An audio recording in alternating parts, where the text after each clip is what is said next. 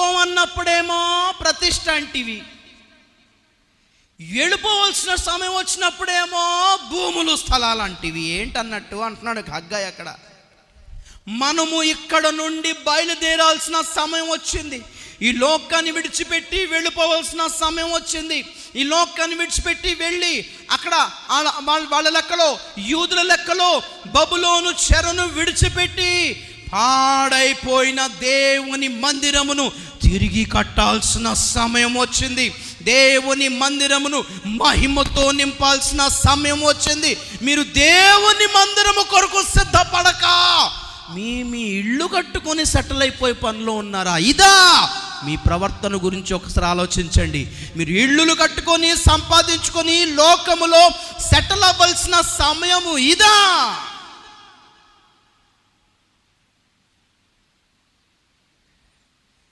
ప్రభు రాకడ ఆలస్యంగా ఉన్నప్పుడు చేసుకున్నారు కాదు ఆ పనులన్నీ. ఇప్పుడు సంఘం వెళ్ళిపోవలసిన సమయంలో లోకము దేశం అంటే అవుద్దా? దేవుని స్తోత్రం చెప్పండి గట్టి ఒకసారి. భూములు, స్థలాలు, ఆస్తులు అంటే ఇప్పుడంటే అవుతుందా?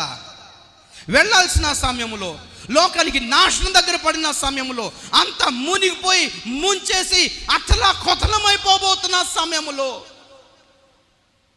జనులను చంపడానికి, జనాభాను చంపడానికి కుట్ర చేస్తున్న సమయంలో, దెయ్యాలు ఏలుతున్న ఈ టైంలో ప్రభు మేము బాగుండాలి, మంచి ఇల్లు చూడు నాయన, మంచి ఉద్యోగం చూడు నాయన, మంచి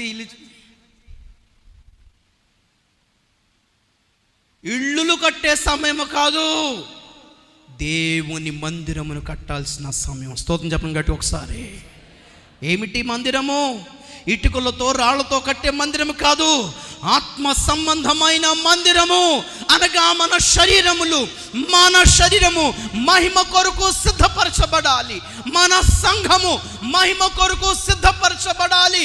మునుపటి మందిరమునుకున్న మహిమ కంటే కడపటి మందిరం యొక్క మహిమ మించునని హగ్గయి గ్రంథంలో అందుకే అన్నాడు. స్తోత్రం చెప్పండి గట్టి ఒకసారి. మీ ఆత్మీయ జీవితాలు కట్టుకోవాల్సిన సమయము, సంఘాన్ని కట్టవలసిన సమయము, మహిమ కొరకు సిద్ధపరచాల్సిన సమయములో లోక సంబంధమైన ఐశ్వర్యమును సంపాదించే సమయమా ఇది? మేలుకోండి. దేవునికి స్తోత్రం కలుగును గాక.